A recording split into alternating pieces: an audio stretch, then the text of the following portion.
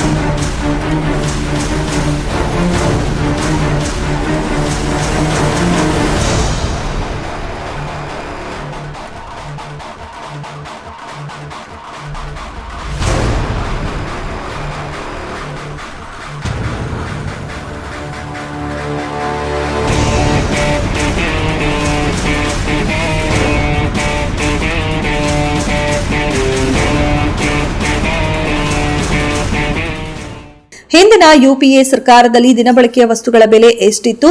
ಅಚ್ಚೇ ದಿನ್ ಆಯೇಗಾ, ಸಬ್ಕಾ ಸಾಥ್ ಸಬ್ಕಾ ವಿಕಾಸ್ ಎಂದು ಅಧಿಕಾರಕ್ಕೆ ಬಂದ ಮೋದಿ ನೇತೃತ್ವದ ಬಿಜೆಪಿ ಸರ್ಕಾರ ಇಂದು ದೇಶದ ಬಡ ಜನರ ಮೇಲೆ ತನ್ನ ಗದಾಪ್ರಹಾರ ಮಾಡುತ್ತಿದೆ. ದಿನದಿಂದ ದಿನಕ್ಕೆ ಮಧ್ಯಮ ವರ್ಗದ ಜನರ ಬದುಕು ಹೈರಾಣಾಗುತ್ತಿದೆ. ಪೆಟ್ರೋಲ್ ಡೀಸೆಲ್ ಬ್ಯಾರೆಲ್ ಬೆಲೆ ಅಂತಾರಾಷ್ಟ್ರೀಯ ಮಾರುಕಟ್ಟೆಯಲ್ಲಿ ಇಳಿದಿದ್ರೂ ಸಹ ಡೀಸೆಲ್ ಹಾಗೂ ದಿನಬಳಕೆಯ ಗ್ಯಾಸ್ ಸಿಲಿಂಡರ್ ಬೆಲೆ ಏರಿಕೆ ಬಿಜೆಪಿ ಸರ್ಕಾರವು ಬಡವರಿಗೆ ಅನ್ಯಾಯ ಮಾಡುತ್ತಿದೆ.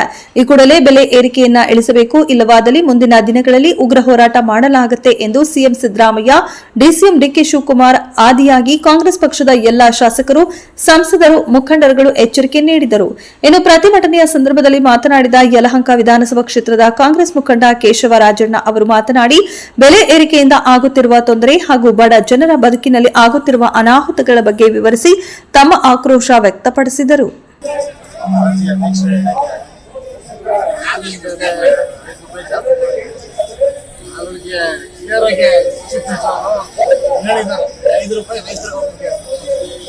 ರೈತರ ಉದ್ಧಾರ ಆದ್ರೆ ನಾವಿಲ್ಲಿ ಬದುಕಾಗಲ್ಲ.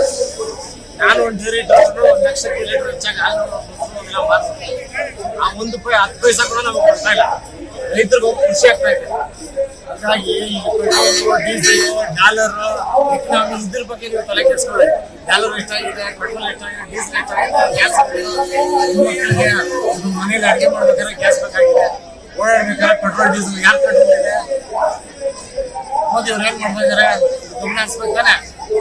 ಎಷ್ಟೋ ಜನ ವಿರೋಧಿಗಳಿದ್ದಾರೆ, ಕೆಲಸ ಇಲ್ದಿರೋ ಇದಾರಲ್ಲ, ಲಕ್ಷಾಂತರ ಜನ ಕೆಲಸ ಇಲ್ದಿರೋದು ಆಗ್ತಾ ಇದೆ. ಅದನ್ನ ನೋಡಿ ಫಸ್ಟ್ ನೀವು ಡೈಟ್ ಮಾಡಿ, ಯಾವ್ದು ಕೆಲಸ ಮಾಡ್ದಲ್ಲ ಮಾಡ್ಬಿಟ್ಟು ಬೇಡದಿದ್ದು ರಾಜಕೀಯಕ್ಕೋಸ್ಕರ ನೀವು ಇಲ್ಲಿ ರ್ಯಾಲಿಗಳು ಮಾಡೋದೆಲ್ಲ ಮಾಡ್ಬೇಡ. ಇದು ನಿಜವಾಗ್ಲೂ ನೊಂದು ಜನರು ಕೂಗಿಗೆ ಸ್ಪಂದಿಸ್ಬಿಟ್ಟು ನಮ್ಮ ಪಕ್ಷದ ಲೀಡರ್ಗಳು ಕಳೆದ್ಬಿಟ್ಟು ಇವತ್ತು ಇಲ್ಲಿ ಹೋರಾಟ ಮಾಡ್ತಾ ಇದ್ದೀರಿ.